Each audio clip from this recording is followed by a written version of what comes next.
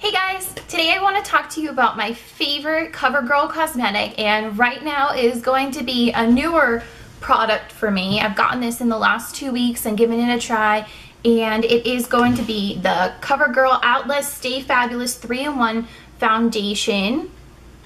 My color is Buff Beige in 825, and the consistency is pretty medium. It's not super liquidy, but it's not a cream, I don't feel, and it's also not really thick. So it's just a nice middle grade texture. It goes on quite, I don't want to say dry, but it is blendable, but it doesn't, it goes on with a very light, very light dewy, very natural.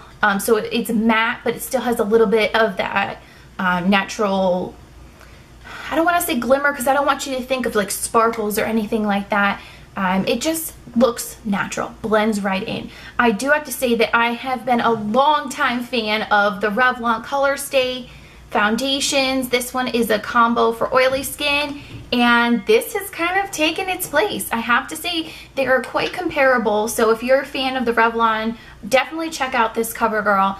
And you know, you're gonna see a difference. I even did like a little experiment where I wore the Revlon on this side of my face and the CoverGirl on this side for, I think it was like 3 days that I tried that out, and I didn't see too much of a difference. If anything, I really did like the CoverGirl side a little bit better. It kept me dry, or not as shiny, and not dry. I don't want you thinking I'm like getting all yucky.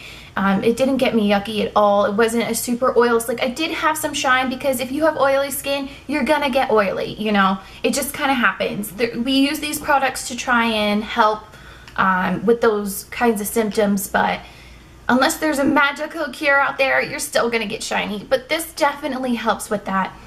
And it also says that it is a primer and concealer in one with shine-free application.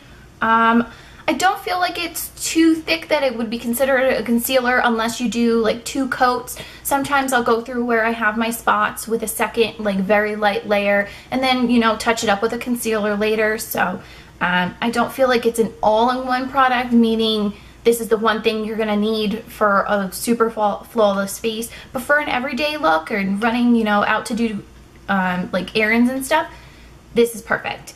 As for being a primer, that basically just means it's going to stay on, keep its consistency for a long time, and it does that for sure. It also has an SPF of 20, which is wonderful because I live in Arizona. There's sun all the time, no matter, even when it's cloudy, it's super sunny here.